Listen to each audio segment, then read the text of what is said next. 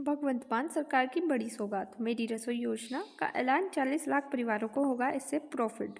पंजाब के मुख्यमंत्री भगवंत मान ने फरवरी 2026 में इस योजना का ऐलान किया है। इस योजना का मुख्य उद्देश्य राज्य के गरीब परिवारों को उनके राशन में के अतिरिक्त खाद्य वस्तुएं उपलब्ध कराना। लाभार्थी पंजाब के लगभग 40 लाख परिवार इसका फायदा उठाएंगे। मुख्य प्रावधान नीले कार्ड यानी कि राशन कार्ड धारकों को मुफ्त गेहूं के साथ साथ अब तेल, चीनी और दाल जैसी जरूरती चीजें भी दिलाई जाएगी। विशेषता, ये योजना पुरानी गेहूं वितरण योजना के साथ चलती रहेगी, यानी लाभार्थियों को अब और भी समृद्ध राशन पैकेट मिलेगा, यानी कि अच्छा पैकेट मिलेगा, पूरा वाउचर मिलेगा।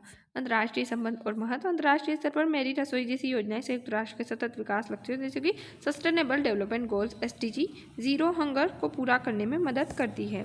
वैश्विक छवि, ऐसी योजनाएं भारत की छवि एक कल्याणकारी राज्य यानी वेलफेयर स्टेट के रूप में मजबूत करती है जो अपने नागरिकों की बुनियादी जरूरतों का ख्याल रखता है। खाद्य सुरक्षा, वैश्विक मंच पर खाद्य सुरक्षा एक बड़ा मुद्दा है। पंजाब, जिसे भारत का अन्न भंडार कहा जाता है, वहाँ ऐसी योजना का होना अंतर्राष्ट्रीय खाद्य नीति विशेषज्ञों के लिए एक केस स्टडी बन सकती है। भारत में इसका इम्पैक्ट अन्य राज्यों के लिए प्रेरणा है, जैसे कि पंजाब की ये पहल अन्य राज्यों को भी अपनी सार्वजनिक वितरण प्रणाली यानी कि PDS में सुधार करने और गेहूं चावल के अलावा अन्य पोषक तत्व शामिल करने के लिए प्रेरित कर सकती है। महंगाई से राहत, तो देश में बढ़ती खाद्य कीमतों के बीच दाल और तेल जैसी महंगी चीजें मुफ्त मिलने से आम आदमी की जेब पर बोझ कम होगा। क्या इससे गरीबी हटेगी? ये योजना गरीबी को पूरी तरह खत्म तो नहीं कर सकती, लेकिन गरीबी की मार को कम जरूर करेगी। बचत, जब एक परिवार का खाने का खर्च कम होगा तो वह पैसा बच्चों की शिक्षा या स्वास्थ्य पर खर्च कर पाएगा।